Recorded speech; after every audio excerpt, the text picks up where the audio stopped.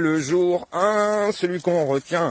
Salut les Aspinous, aujourd'hui c'est un jour spécial, nous sommes le 24 novembre 2021. Et en fait ça fait un an jour pour jour que j'ai posté le premier épisode de la série Asperger et Chien. Qui aurait pu penser qu'un an plus tard j'en serais à plus de 150 épisodes? À l'heure où je réalise cette vidéo, je m'apprête à poster l'épisode 149 d'Asperger et Chien. Si à cela on rajoute l'épisode 0 plus les 3 épisodes 99, on en arrive à 152 épisodes. Alors pour fêter cet anniversaire, je vous propose une petite review. On va regarder ensemble l'épisode 1 de la série et puis on va essayer de l'analyser. Alors c'est un épisode qui s'appelle Sens littéral, mais je précise qu'à la base, quand j'ai sorti cette vidéo, elle n'avait absolument pas de titre. Cela faisait pas très longtemps que j'avais bouclé ma première série Promeneur de chiens. Et en fait pour cette vidéo, j'ai repris exactement mon format, des vidéos courtes où je me filme quand je me promène en faisant des blagues.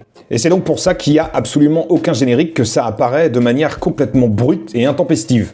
Allez, c'est parti. Le jour 1, celui qu'on retient. Ah ouais, il s'est passé des trucs dans ma vie. Vous savez, j'ai fait mon coming out. Je suis assez content. J'ai toujours trouvé ça bizarre.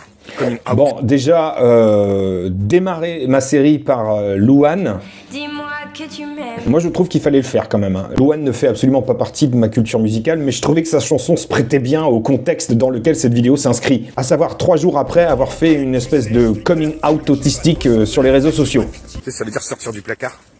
J'imagine bien pour quelqu'un qui prend souvent les choses au pied de la lettre, sortir du placard, ça peut paraître un peu bizarre. Et le coming out, c'est un truc toujours un peu solennel, je trouve. Chers parents, je vais vous avouer un truc. À la dernière présidentielle, j'avais voté Mélenchon. C'est triste, parce que finalement, c'est comme si t'avouais un crime.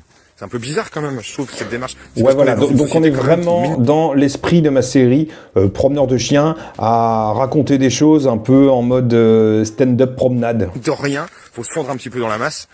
Et dès que tu t'écartes... Et si je dois vous donner des indications sur mon état d'esprit du moment, j'étais un petit peu gêné, j'étais pas à l'aise, je me sentais pas tant que ça légitime. J'avais conscience que j'avais posé une petite bombe dans mon réseau à moi. Et dès que tu t'écartes un peu, moi j'ai une phrase que j'aime bien dire, la marge, c'est ce qui tient les feuilles du cahier. Voilà, c'est simple. Dire publiquement, je suis autiste, c'est pas grave. Hein. Je reçois des messages super sympas, des gens qui sont concernés, qui se reconnaissent. Bon là, clairement, ça se sent et je vous le dis, je suis vraiment en train de me justifier. Je suis pas hyper à l'aise avec ce que je suis en train de faire. Des familles qui sont contentes que je pose des mots. J'ai décidé de changer de pseudonyme. Je ne serai plus le rappeur Bostarex. Je deviens l'Aspi rappeur. Une petite blague, un petit jeu de mots, bon ok.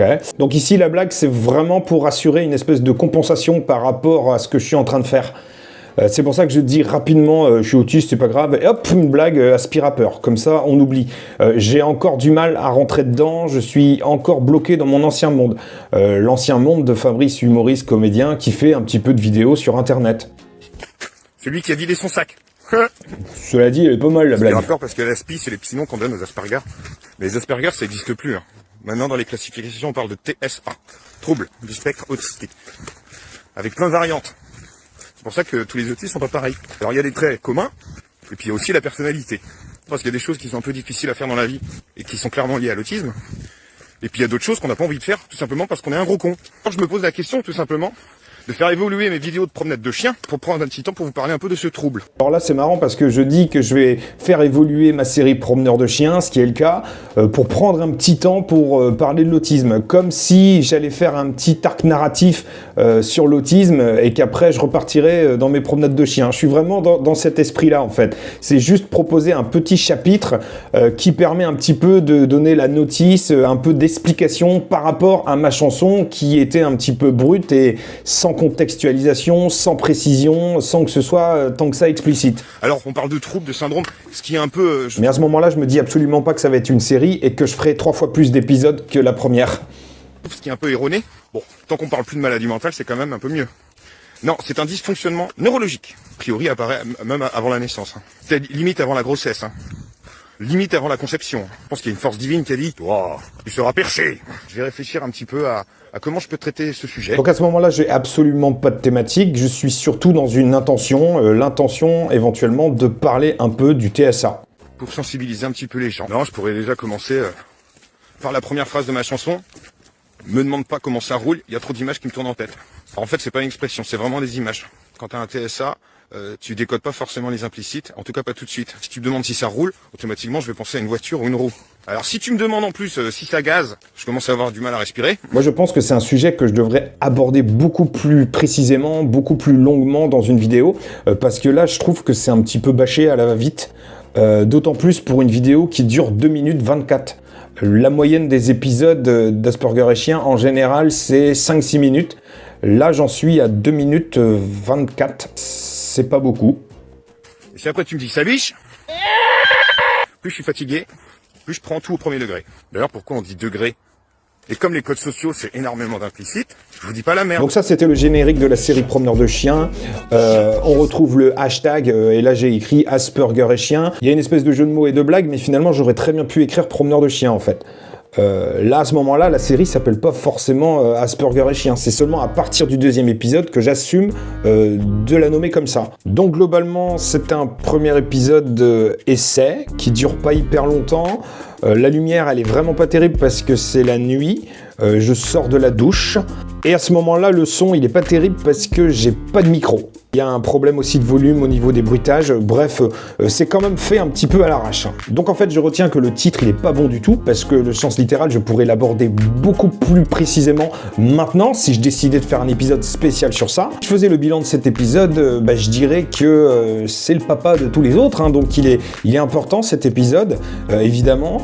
Par contre, c'est sûr que quelqu'un qui découvre la série telle qu'elle est maintenant, il serait un petit peu décontenancé par rapport à ce premier épisode qui est quand même moins qualitatif, je trouve. Maintenant, je prends quand même plus le soin de faire mes montages, j'essaye quand même d'avoir une image et des effets qui sont à peu près propres. Et puis mon personnage a pris un peu plus d'épaisseur, je pense, et se sent quand même un petit peu plus légitime dans ce qu'il fait, tant dans les thématiques abordées que dans la manière dont je les aborde. Le fond, la forme, c'est beaucoup plus équilibré maintenant comparé à cet épisode-là.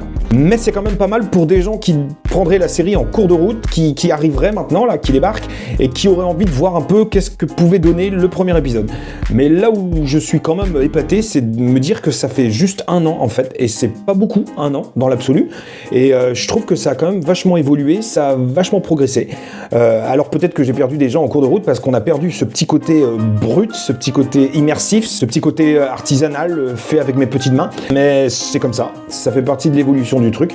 Bref, j'étais ravi de revoir avec vous ce premier épisode et puis de vous livrer quelques petits ressentis, ceux qui étaient les miens à l'époque, ceux qui sont les miens désormais. Je vous remercie en tout cas d'être toujours plus nombreux à suivre la chaîne, de lui permettre d'être vivante avec tous vos petits commentaires. Je vous remercie aussi pour vos souscriptions pour ceux qui souscrivent et je vous dis à très vite pour de nouvelles vidéos.